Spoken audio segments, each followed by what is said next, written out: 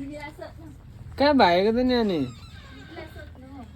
ए अनि यो चाहिँ खास के गुरुङहरूको ट्रेडिसनल खाना हो कि मुस्ताङको मनाङको कहाँको के हो खास यसको बारेमा थोरै भन्नु न मलाई के हो यो कहिलेदेखिको चलन हो यो खाने चाहिँ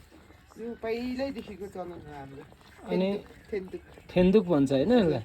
फेन्दुक भनेको अब यो गुरुङहरूले खाने हो कि होइन यहाँ मनाङको मान्छेले खाने मनाङको मान्छेले यसमा के हाल्नुहुन्छ मलाई एकचोटि सबै कुरो भन्दैन त यसमा आलु हाल्ने गाजर हाल्ने अनि हाल्ने जे हाल्दा पनि भयो हामीहरूले उता खोले भन्छ नि त्यही खोले जस्तै जस्तै हो कि जस्तो पनि लाग्छ तर यहाँ चाहिँ भनेको छुट्टै हो यो फेन्दुक भनेको छुट्टै हो अनि आँटा चाहिँ के गाउँको हो कि के गरे नि भयो मैदाको गरे नि भयो अहिले के गर्नुभयो अहिले मिक्स है ल हेर्नुहोस् है गाई जस्तो अर्ग्यानिक खाना मनाङमा म चाहिँ अहिले मनाङमा छु मनाङको कुन ठाउँ रे कुन ठाउँ मनाङको बेस क्याम्प अप्पर मनाङ है त्यो चाहिँ यहाँ चाहिँ एकचोटि फेरि भनिदिनु त यो खानाको नाम